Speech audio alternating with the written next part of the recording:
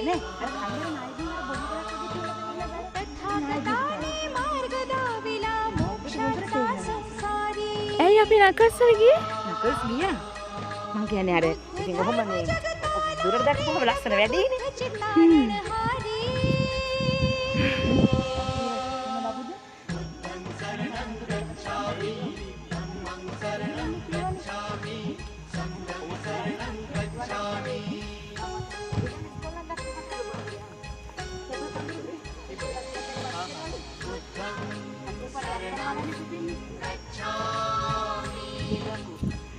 ඕ මෙහි පොඩක් යනවා.